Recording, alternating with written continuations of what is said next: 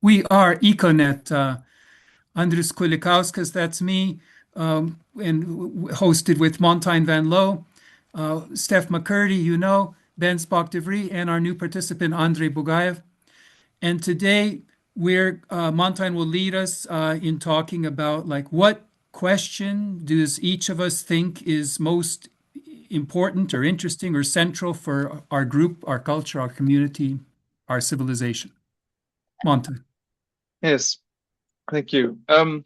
So also this question, but also the kind of method to understand. Before we go to the answers, let us first think about what even the question means. And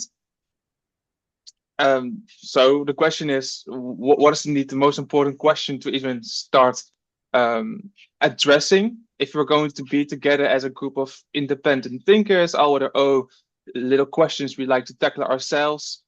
What is the question we should first ask? Will it even be a flourishing community? Will it even happen? So what's the kind of question we should ask each other? Will it be possible that we together get this flourishing community?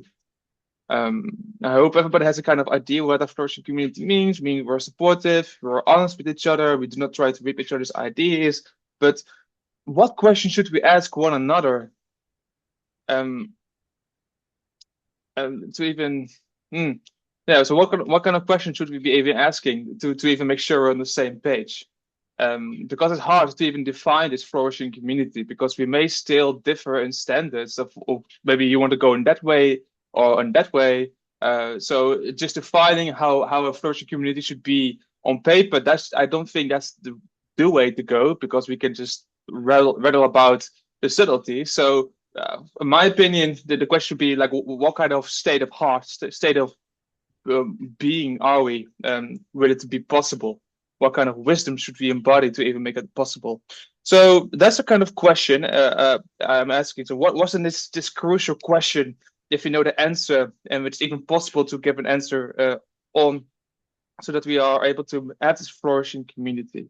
So I have an idea what the answer is, but before I go down that route, I would like just to poll: is the question clear? And if so, what are your suggestions? Okay, maybe I can start this. Well, first of all, in other words, you said what is something that is shared between us. Yes. So first of all, we can make some general statements like we are human, but then there are billions of humans have the same thing.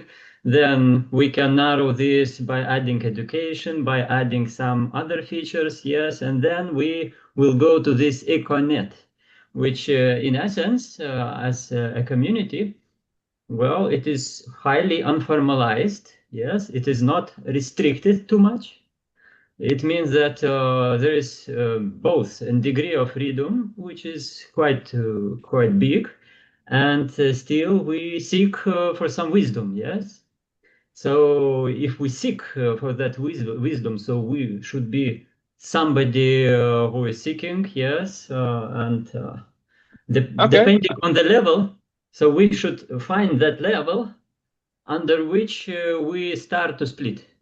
So if I understood you correctly, you would say the question we should ask one another, do you also want to be wise? Do you also want to get a wisdom? Are you also truth seeking? Almost, but it is more general. It is more connected to who you are. Yes, you can answer just a human. Okay, but it's too general. No, it doesn't fit that answer. There are billions of such. Then you narrow it up to the point when we become different. When you say no, I'm not this one. I'm somebody different, and this point when we split, yes. So the answer of who are, yes, and each of us who I am, when they are shared. So this is the point where we must stop and perhaps. I see. So if I understand you correctly, you're looking at this: what is the minimal common denominator? And so what's the minimal, like we need to be shared in order to flourish. But I Yes. do not Yes. think that this minimal common denominator should be regarding wisdom or truth. For the same reason, we cannot derive an art from an is. For us to flourish, we should not only think about what is the case and what knowledge should it be, but how do we interact with each other to make that possible? So it's not about what is the case, that is the wisdom of the domain of wisdom, but it kind of already feels what kind of direction I want to be talking about. It's about the art, the domain of morality, but then in a way that's conformed to wisdom. So that's I think I do understand your question. If you have any more comments, if no more comments, we'll go see what others have. Yeah, the general comment is then abstract. Then again, when we tell just wisdom, we will go to nowhere. It will be clear, it will be fine, we will be okay. But we should throw, well, perhaps we should throw as many specifics to it as possible to collect some data, yes, and try to systemize it. So we go from bottom to top, then we drop everything that is on top and on bottom, and then try from bottom to collect that picture. Okay. I'm going to give you some concrete example which reveals the importance of this big question that I addressed, and you can either directly answer it or you can postpone it and think about it. So the reason I'm asking this is because, well, we're all dealing with our questions, but we'll come perhaps in times where there's certain friction, perhaps, who knows, because there was some kind of friction with NS about the sites, about what kind of knowledge should we investigate, what should we not do it, and then I'm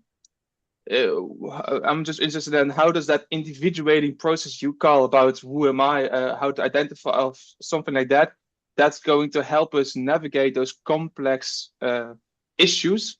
So that's why I do think morality of wisdom can only regard the is and not the art, and that we should step to morality. But that's what I have, like why I will be insatisfied with your answer, why I don't see how that works. If you have can you quickly comment if I'm wrong somewhere? Otherwise, we'll move on to other people.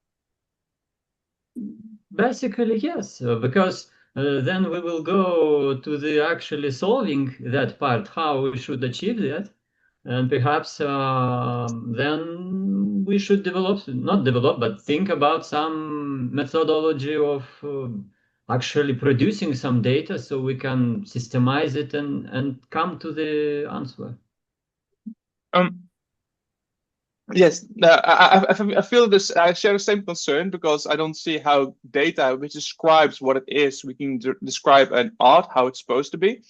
But we'll see. We can delve into that later. Let's. Well, thank you for the answer. I liked it. I think you do stress a very important thing: wisdom. What is, and that is a very crucial part that cannot be ignored. Yes, and also data. Many of us thinking as very technical thing, but actually, if you will check its definition, then it's facts. Yes, something that you measure. Facts can be not truth. It can be lies or bad measurements or something, but it's just facts, and we should base on it. So we should collect some facts that are related to our question.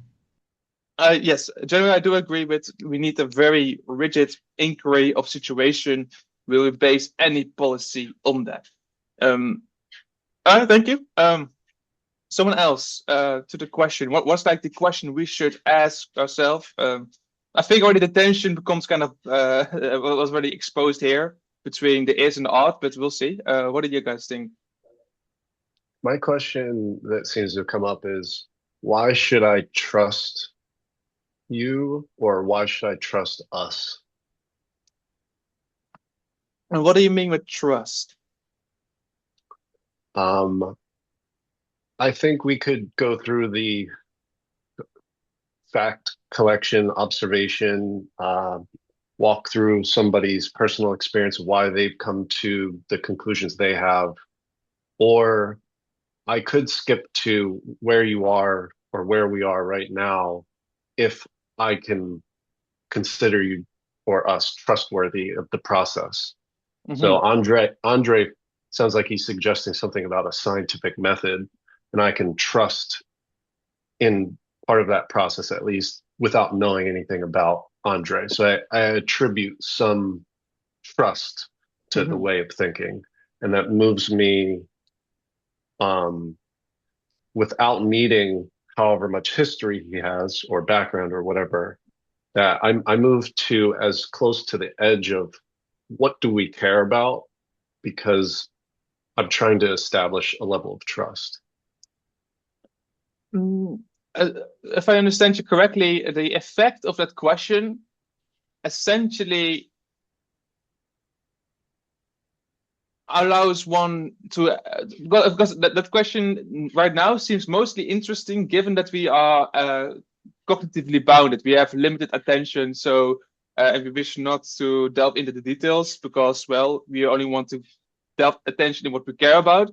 And if we wish to optimize our attention, we should come to a point, you know what, I'm not going down in the details. I trust you are wise enough or intellectual enough that you've got this solely write it out. So I feel like your question is very directed at optimization. Okay. I wouldn't call it that. I guess I would, but that's fine. But I'm just curious if that's right. But he said the main word was why. Yes. Why should we trust? Yeah. Oh, I see. That's interesting. Why should I trust? Oh, because essentially, then what I said is more like an answer. Why should you trust? Because you want to optimize your attention. So okay, I think it's why should I trust you? Because essentially, you can also say, "Don't trust me." You have to scrutinize every step I take, and I think if you want to go down that route with me into my work and scrutinize every step I take, then if you were to say to me, why should I trust you that your results that you're saying right now are correct? I say, Steph, don't trust me. Let's go down my rabbit hole. I'll be glad to show you. If I may, you should trust me so that I can exploit you for my benefit. That's also an honest statement, yes. Yeah, but I have a trust BS meter built in that I've developed for a long time, and I'm okay with people messing up or taking different paths. I want to know the honesty level of how they're approaching and their ways of thinking. And if I can detect that in their statements or the wisdom at the bottom of their statements, then I move trust forward to the very edge, and I'll just say, good. I trust you. I'm with you. Let's move to the thing that you want. Then I think we are aligned in our concerns. Only we have different wordings for it. Let's see. All right, because I will then say how I relate to that. That if Benjamin or Andrius, would you like to comment before we move into that? Trust is like a plate. Broken once, it can never be the same again. Thank you. I like it. Ben, what would be your question? Like, what would be the question you would have our community focus on, or just kind of like be rooted in or coming out of? Well, I'm working on the answer to my question in practical terms, which fortunately, I don't need any counsel at this time, but it is entirely my problem, investigation of a piece of real estate that I'm about to purchase. So I'm on that. So that's very much where I'm at. I think for you then the question much more interesting is that are you going to sabotage my business? I think that's because otherwise you wouldn't be free to give away details. So it's also, I think, a matter of trust. I think yes, it is trust, and very much so. So the question becomes like borrowing, and do you trust someone enough to lend them money, for example, and under what terms? And of course they could be lying. And this is all, back to the game theory about, if you cooperate, then you both gain so many. But if you betray, then you gain more than the other person loses, right? Yeah. So that's, but this is all Nash Nash's game theory, Yes. yes? And it Okay. works on the assumption of self-optimizing agents. So there are two, there really are, and this was tested with thousands of people, right? See. This game was tested with thousands of people. Personally, I like to be on the side of always cooperate, so that we give mutual gain. And then if we have our ruthless capitalist, we'll always betray for personal gain. But the most winning strategy apparently, and of course this was also tested with computer models. One of the more winning strategies, other than those two, is tit for tat, or simply repeating whatever was the last choice of the other player. Oh yeah, yes. And these still, and I would like to relate this because I feel that what you're here describing and what Steph was describing all hinge on this. I think it all has to do with morality, and I would like to, if Andres doesn't want to comment, I'll just move into that. No, I'll jump in. So what I like, first of all, like with regard to the why, right? Like my goal is to have an investigatory community. So that means to have a group of people who want to focus on themselves as investigators, in that mode where it's not that they know or it's not that they don't know, but that they're moving from not knowing to knowing. Okay. So that's not most people, but that's like all people are capable of that, I think. But most people don't want to focus in that zone. So when Montaigne talks about self-optimizing agents, you see, that can mean different things. It can mean like that they're concerned about the optimal state, but you can instead focus on the fact that, well, by nature, they're optimizing themselves. They're trying to improve themselves. They're trying to, they're trying to grow in a certain spiritual sense. So I'm seeking to say, hey, let's let go of the answers and let's let go of the questions even, and let's kind of focus on that growth process. What is that about? And can we grow alongside each other? That's the point of having a community, so that we feel normal in growing, because the society we live in makes us feel vulnerable if we're growing, if we're changing, if we're improving. It doesn't necessarily, systems maybe in general aren't very comfortable with that. They want finished products. They want things that they can trust in, etc. So I'm trying to let go of that and just kind of like have an alternative to that. So that's first of all the goal. And so what I'm trying to, what I've done in the past, and I can't say it's succeeded tremendously, but it's relevant for us. First, I've tried to say, can we let go of what we know and switch over to what we don't know? Okay, so what is it we don't know? That's what can make us in common. All the things we know are going to make us different, but the things, maybe we don't know anything. So then we have all that in common, or we don't know something, So to focus on what we don't know, but then to say, hey, but we do want to know. So these questions like, why do we care about the fact that we don't know? Why do we care about the fact that we want to know? What is the method that we think of going along that path, so that alongside each other, we could be living in that way, and we could have a culture that's supportive of staying in that zone of communicating that. That's the goal. So I've asked people, maybe just to conclude, like I've asked people for 20 years or so, like, what is it that they truly know, which is themselves, like their deepest value in life, which includes all their other values, how they integrate themselves. And that's helpful because it turns out everybody's different. So like if Montaigne is into will to beauty, let's say, but that's actually unique, even though it's fantastic and maybe very integrative and all these things, but that's personal bias. Or like you can hear from Ben, like when he says tit for tat, but his deepest value is reciprocity, so that's, or like for me, it's living by truth. So first of all, just to recognize our own personal bias, like where are we really coming from, which also helps us empathize with each other, helps us know what we really care about.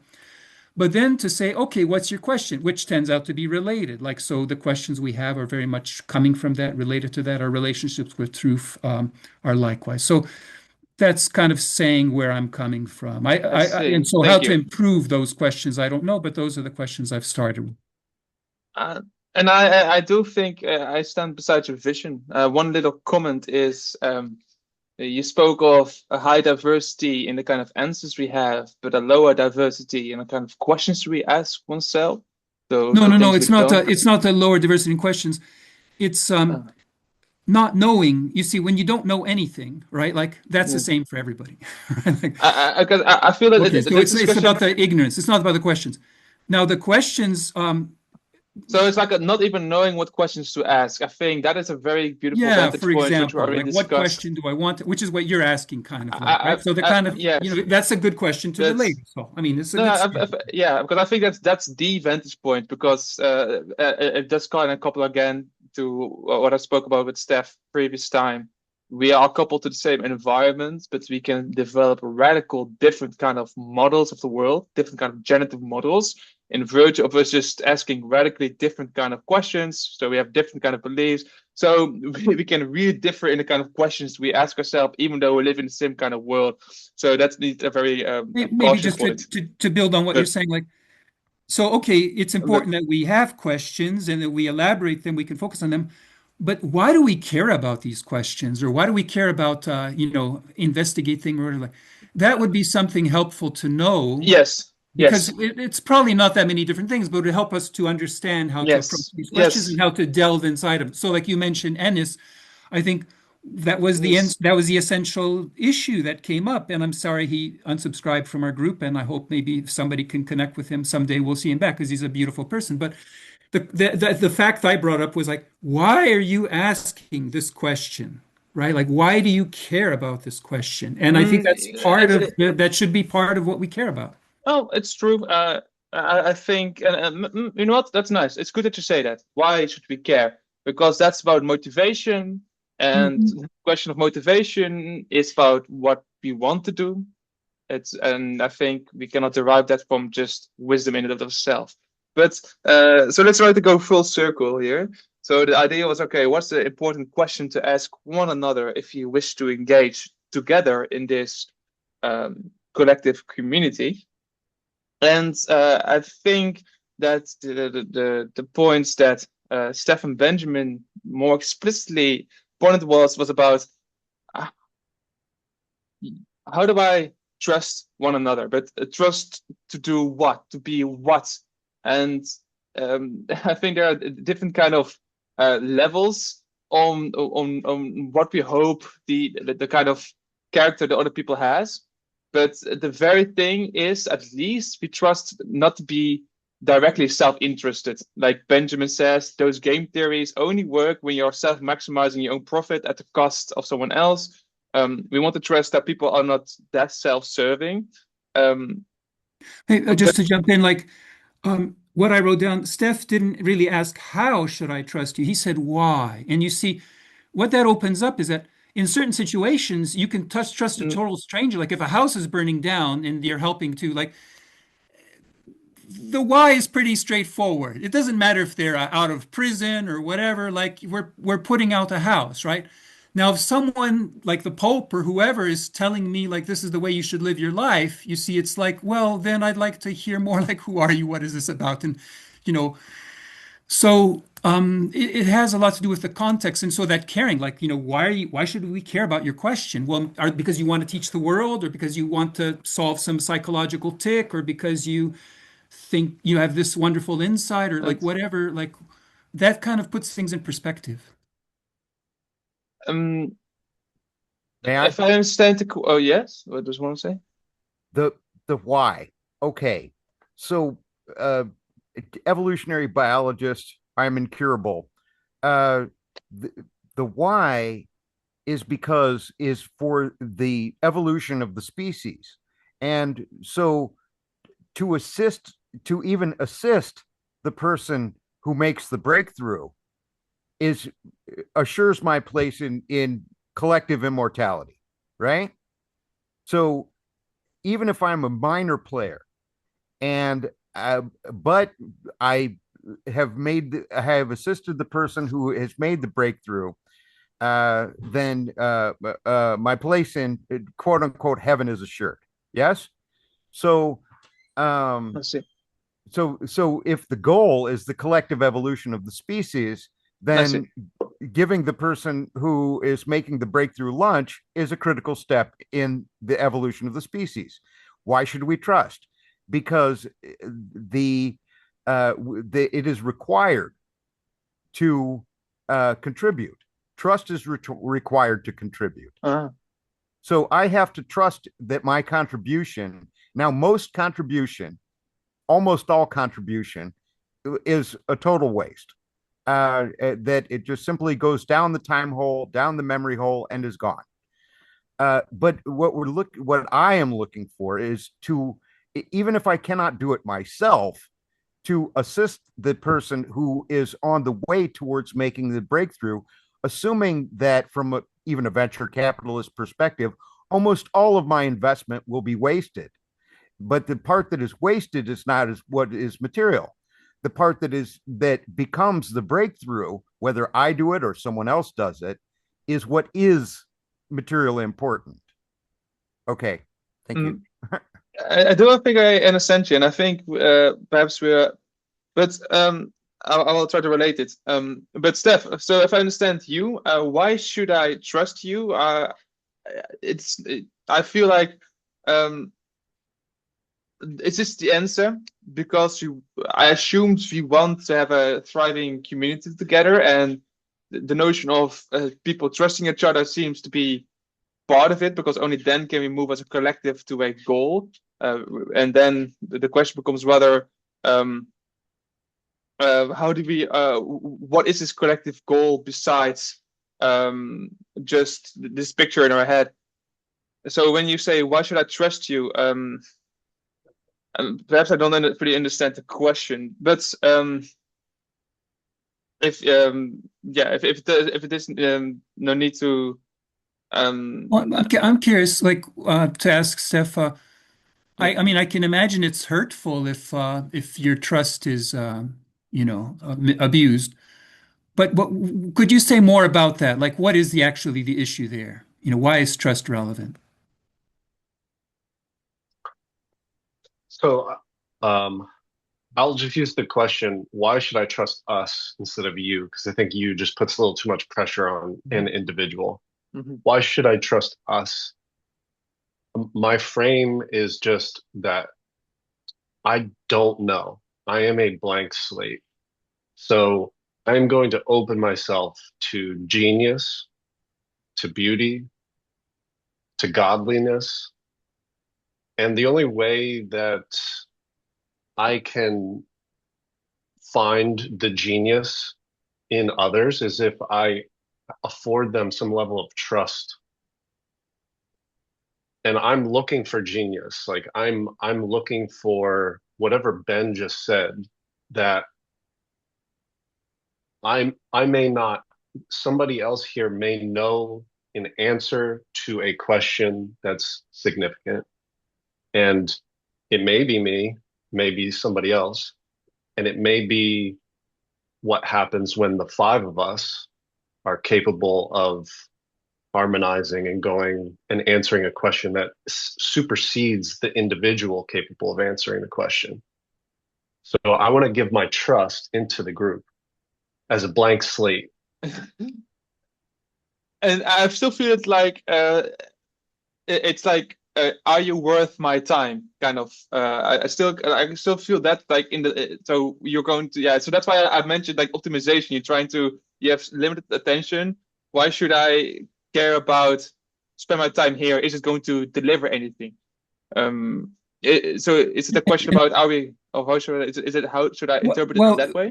Another thing that comes up the way Steph talks about is like if you have this starting point, like you don't know and you want to be open, right? Like, which is, I think, a good starting point for our culture somewhere. Like we can all be there. That's a place, if we look at our introspection, we can all empathize with that.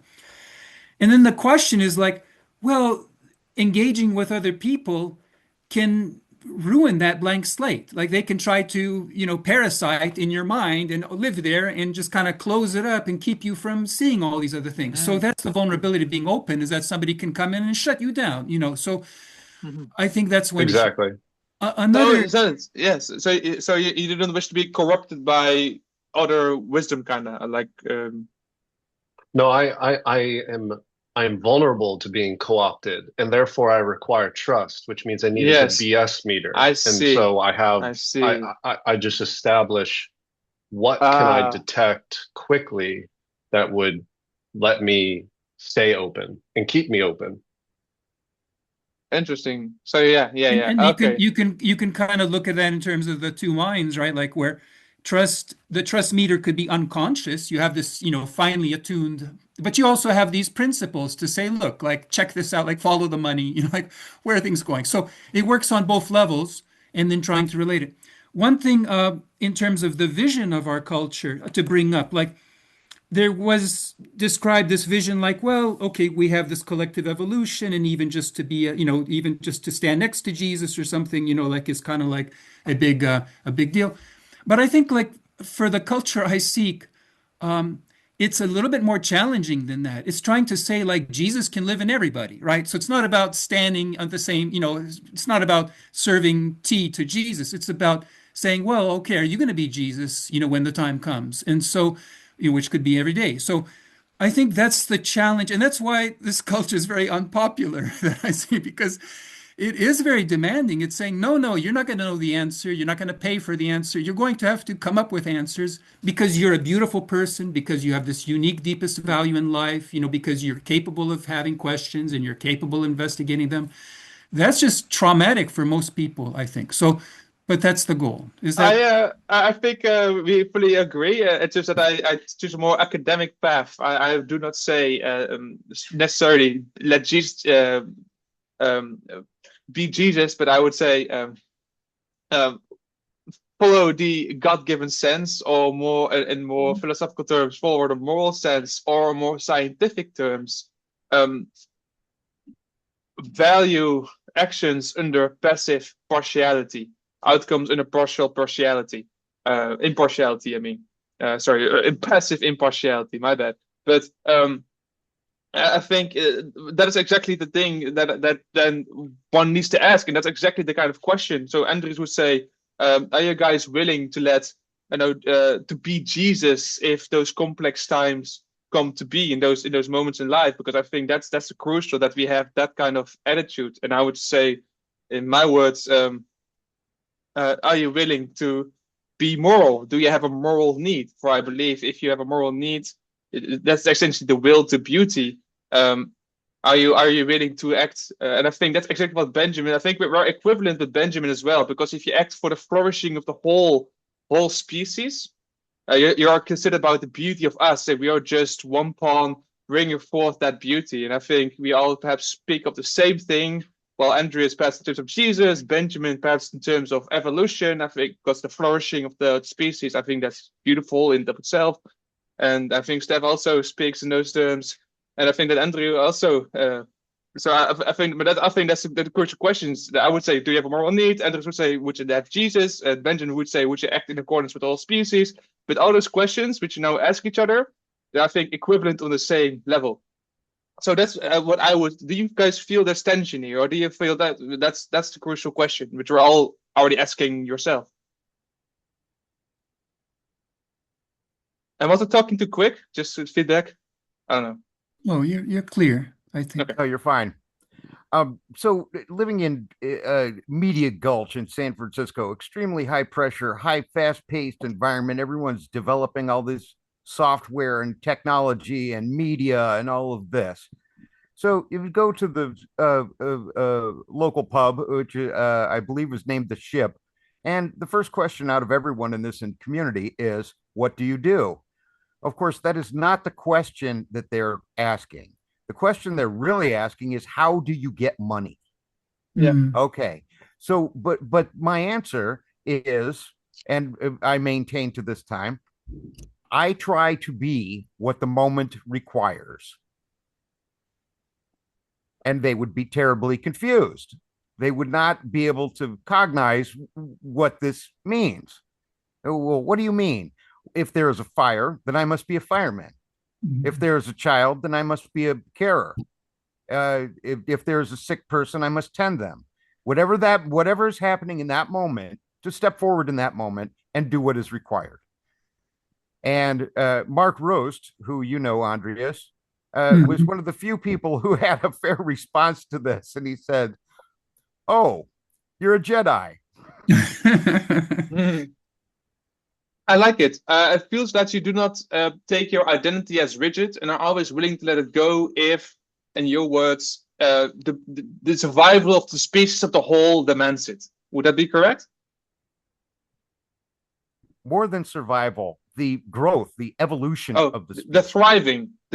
Thriving and whether personal or collective evolution. But it's very beautiful what you said, and I think that's like the second question, which I deem to be important. So I would say first, do you have a moral need, and the second would be, do you have a moral banner, which would exactly, and I think that's exactly what you all saying, which essentially says, all right, you have a moral need, so you tell yourself it's in the story of I'm doing this. So you, Benjamin, would say I am doing this for the better of thriving of the whole species. Andrew says, oh, I'm telling myself this story because this is what Jesus would do in this story. Perhaps Steph and Andrew have their own kind of narratives.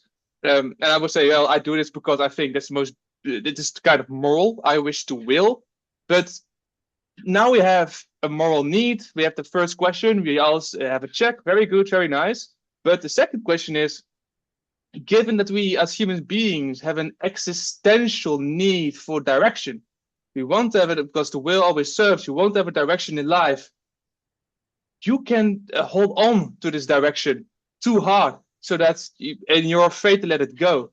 So you have yourself a certain identity. This is what I would call a moral banner. So you have yourself a kind of story, a kind of moral you want to tell yourself. I do this for this reason, and then you hold on to this. So and you're refusing to let it go. And I think that is one of the biggest contributions to polarization. So we have polarization of people who don't even care about being moral, but we have also polarization. What's the word? Polarization. Oh, polarization. Okay. Where people do have a moral need, but do also have a need for direction, and therefore are afraid to let go of this moral, because the moral is action guiding in essence, because it tells you what kind of life to live. And therefore, when these two kind of people clash, and especially for moral banner and people with the need of belonging, join, so it becomes a moral horde.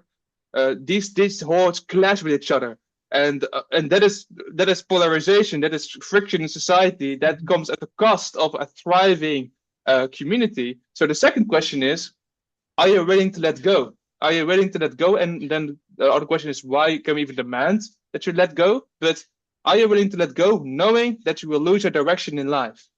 Steph, please go. I just want to try and say back what I think you're saying in questions. First question is, do I have a moral need?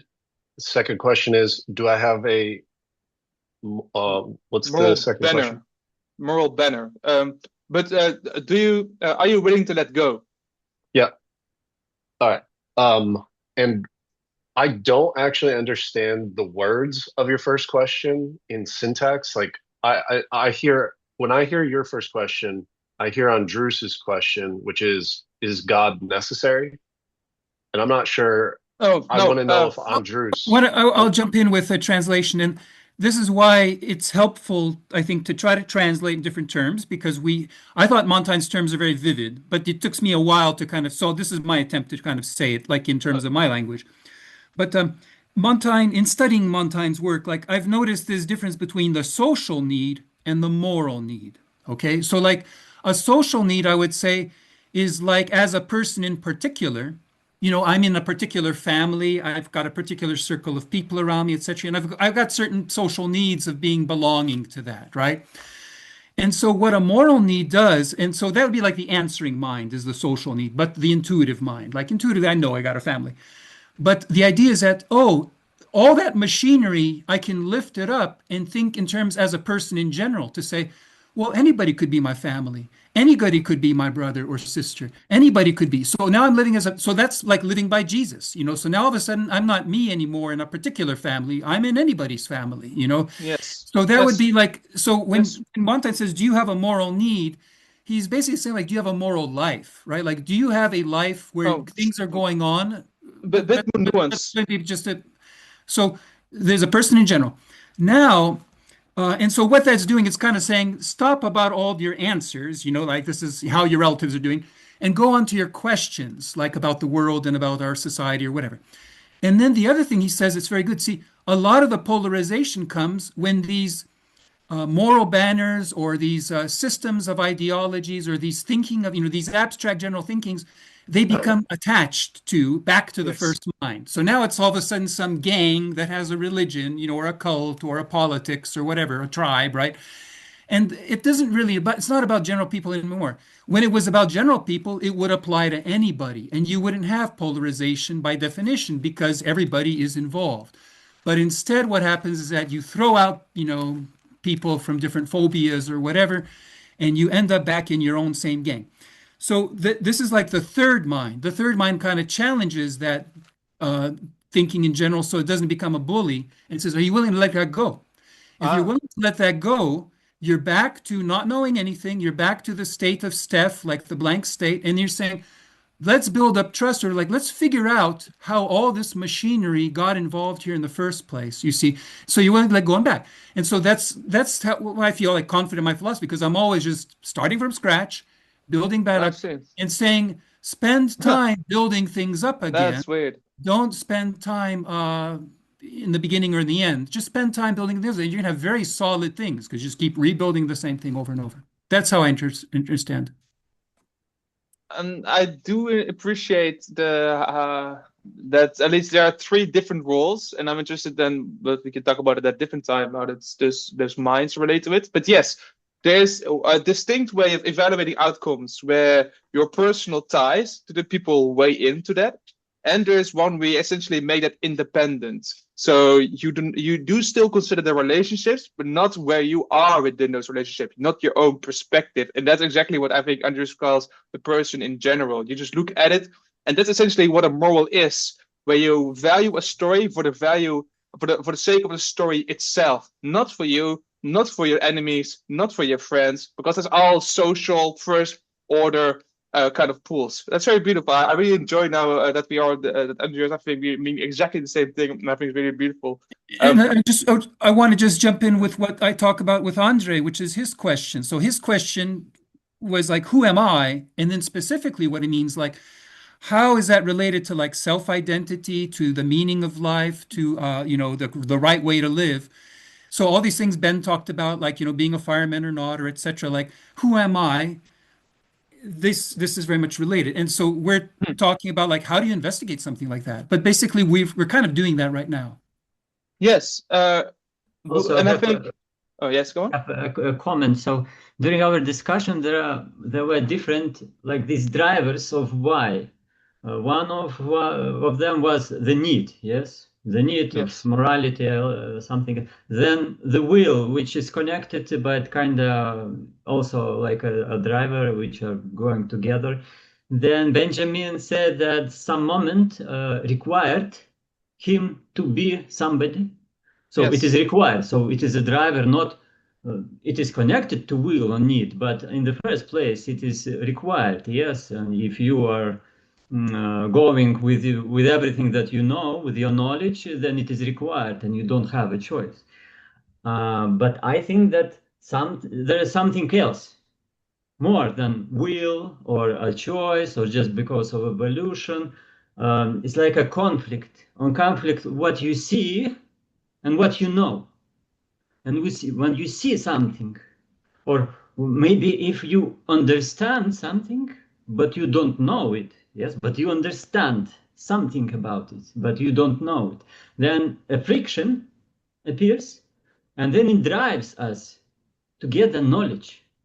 So when you see, when you understand, or I will call it understand is like seeing in a broad sense. Yes, you just put your knowledge together and you understand. For example, that question, who I am. Yes, Well, we can answer it in different ways, but well, maybe I am just biological machine and so on, just acting. Right now, there was a good experiment when scientists reproduced the fly, and it just copied all the neurons, and it acted in virtual environment. Yes. So maybe I'm just biological being and that's all. Maybe I'm just robot. There are many of them. Okay, this is totally okay. By then, you see one contradiction. You are one of them. You are one of these robots, not two, not three, not all together. You are one of them. You belong to one of them. And who you are if you are one of them. And there is a contradiction. There's something else, yes? There's something else that keeps you being one of them. So you see it, you understand, but you don't know it. So there's a friction between understanding and knowledge, and it drives. For me, I would love to get to know more what you're getting at. I think you have your own very special ideas. I think the best. So we can talk about it next time. Just for me to get your ideas, I appreciate your ideas. I need to know what's the kind of question you're working on, because I felt like we're talking about curiosity in some way or not, but we just need. No, I want to know your first question. And I want to understand that question so I can appreciate the answers, or like the kind of knowledge that hides behind it. So perhaps for next meeting, could you like perhaps try to construct one question we can understand, and then we can investigate the point you are trying to make. Yes, but my comment was that besides need, will, and required by, there's something else. I cannot strictly describe what else, but I'm almost sure that there is something else that drives us. For me, the will and the moral needs are essentially kind of the same thing. I'm talking about motivation, essentially general. Even more, I'm talking about valuation, which is just a brain process, which is the potential of pre-motivation. So there's some nuance there, but we can really talk about that once you have like that question set. But just to finish the last things, which what Steph said, but thank you, by the way, for the Andrea, really. But Steph, yes, there are, and also to Andrius' mind. So one is we can go from evaluating things from our own personal perspective to going to this kind of impartial perspective. But it's impartial, it's passive impartial in that you just allow the shift of attention to go from this particular to this general, instead of what certain philosophies do, forcing partiality top down with cognitive control and like a rule, treat everyone the same, because that doesn't do it. You really have to allow yourself. So that's passive impartiality. So that's the second step. But then there's still this tension. We have a need for direction. So we should allow ourselves to let go. Otherwise, we'll become hold a moral banner. And if we also have a need of belonging, this moral banner will be joined by many people, creating a moral horde. And then the thing is, why can we allow ourselves of letting go? Then we can see from a theological point of view, God will always stay with you. Because if you let go, you don't know where you'll strand.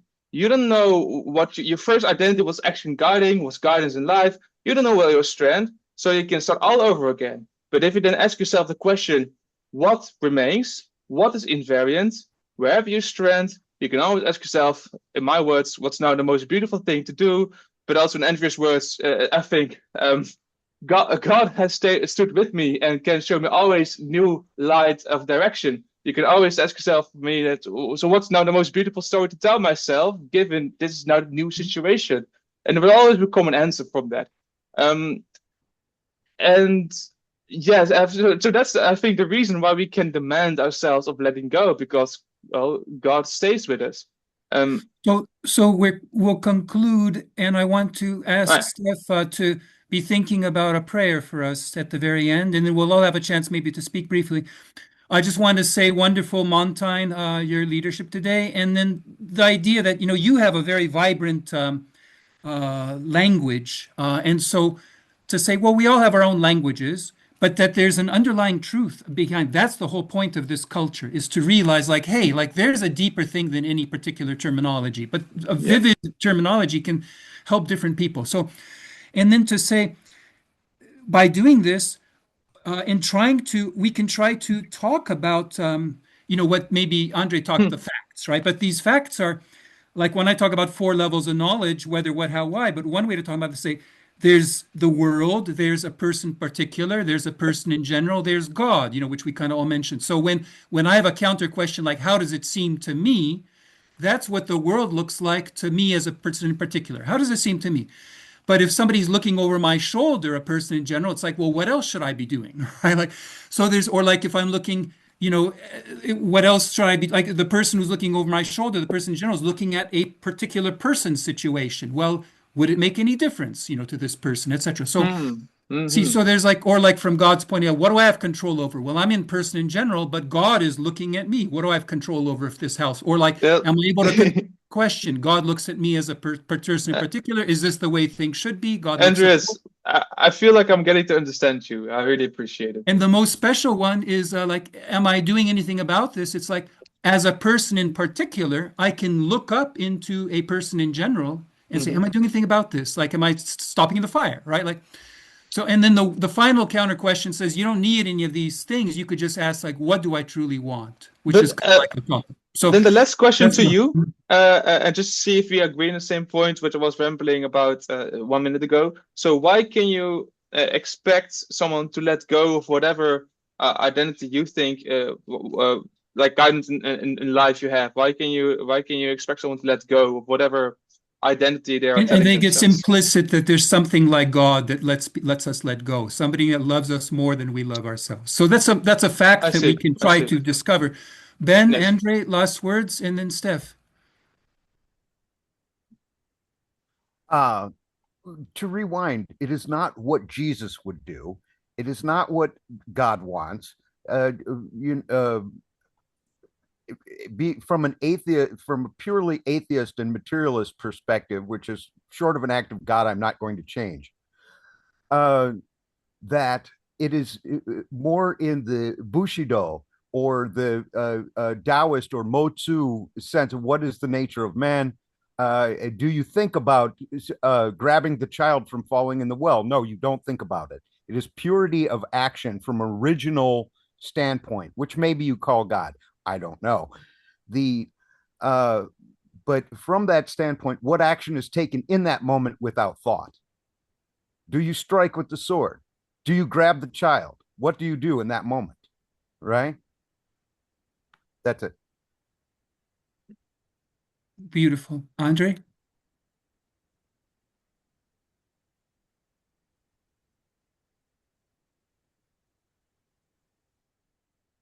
Nice. Yeah, Andrej, any last comments? words or yeah. Well, last words, it's Not last sounds words, terrific a little bit. It's like, but in essence, you see, you said that keyword terminology, yes, and a lot of things is about it. So we can put different things into word need. Yes. What does it mean, needs? It's because some contradiction or because your monolithic, some monolithic thinking or your will to have it monolithic and to be sane, yes, in order to feel to be a sane person, yes, you need, yes, and a person you need something, yes, and then this need is different than I need a car, yes, or something like that. So even word need can be very, very different, and it's really hard sometimes to transfer the meaning of words. Yes, I think that's very good. We can talk a lot about this, but it's neat because I feel like there's a scientific, really good interpretation from it. But anyways, Steph, the last words. Let's pray your prayer. Well, Montijn, what you're doing is extremely difficult, and you're doing a great gymnastics of all of the various pieces. So kudos to you, sir. Andrius, you're assembling the culture that I think you intended on. So congrats to you. I get to witness genius come through the room. If we were in person, you would get, I don't know, what 80% of human communication is through body language. And so we're all doing words here, but if we were in person, you would see and probably sense the exhilaration that I have in my body, because these are topics that are dear to me. I don't study the Bible or Jesus formally, but I would say that Jesus was in the room, and I because I meet with Andrius tomorrow, I'll ask him to tell me what he thinks that means. And so, good to all of us, and see you next time. Yes, thank you. Thank you, everybody, and thank you for the meeting. Thanks, everyone. All right.